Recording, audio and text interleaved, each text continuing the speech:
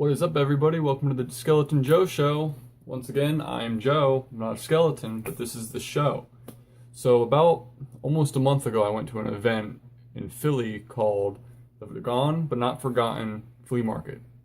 It was at Laurel Hill Cemetery, and it was pretty cool. If you guys ever hear about it or want to start, just keep watching, and then you can figure out how to do it or go to it, and let me know how it goes for you. But it was my first time going, and for what I remember, it was their second year doing it. The graveyard was insane. It was huge. They had so much room for expansion for the flea market, but since it was their second year, they kind of kept it small. It was pretty good. They had around 60 vendors.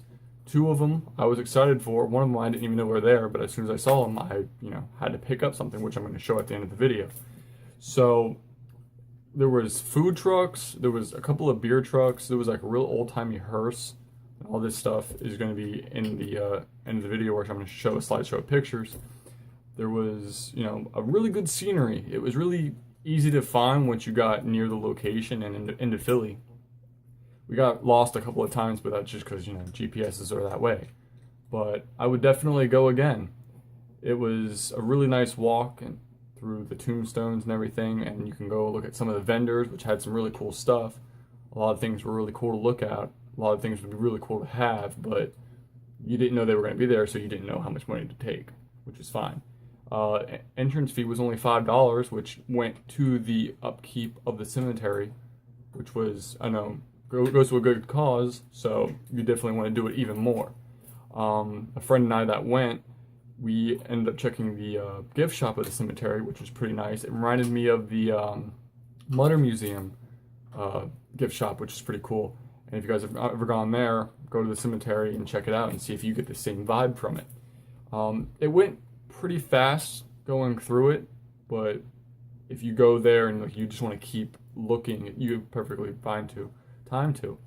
And you also had plenty of time to go through the giant array of streets and sidewalks that were in the cemetery. And the cool thing is that they came with a pamphlet. It had, upcoming events, a little history of the cemetery. The cemetery is almost 200 years old, which is really cool. Opened in 1836, which is pretty far back there. But it also came with a map of the cemetery, which I will show you guys just to get an idea of how big it is. So this right here is the whole cemetery. This right here is the entrance. So this little spot was the actual flea market. So you had all this space to expand, which I don't think they would really want to do because it would probably be a little hectic. But definitely something that you guys should check out. And again, my stuff is going to be at the end of the video of what I got. It's pretty cool. That morning I went after work. Pretty easy to get there. So before I forget about those vendors, there was actually three. One vendor I actually got pins from. Now before I show each of their items, I'm going to show their business cards so that way you guys can look them up and go on their website and social media and all that. So the first one was called Cryptocurium. They're also in conjunction with Order of the Thin Veil because they're basically the same person. Just one has an artist that sketches and an artist that sculpts, and they both do things for each project, and one of them actually owns both projects.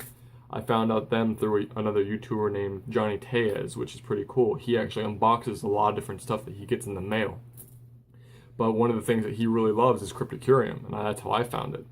But I saw that they were going to be at this flea market, and I saw that Jason McKentrick, who owns it, actually posted one of the items, and it's unbelievable. It's really cool. As soon as I saw it, I was like, I'm going to try and leave work early because I got to get this. And luckily, we got out of work early anyways, and I ended up getting it, and it's so nice. It's really, really cool. In that same vendor was Sam Heimer, who does the actual art and drawing and all that, and I got a print from him, which I really, really love. The second one is Jessie Hard Etsy. I'm not sure if that's Hard Etsy is her last name or if it's Jessie Hard and then her Etsy. But I ended up seeing her a couple of years ago for another flea market back in Philly, and that's how I got that coffin back patch you guys see in some of the pictures.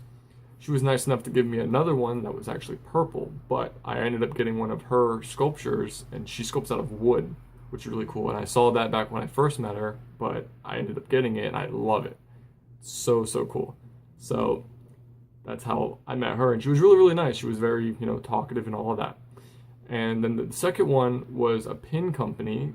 I don't remember the name of the pin company, but I'm pretty sure that when you guys see the pins, the business card's going to be there, so that way you can go online and look them up and everything like that. But let me know what you think, and I will let you guys know if there's something coming up related to it. But thank you for watching.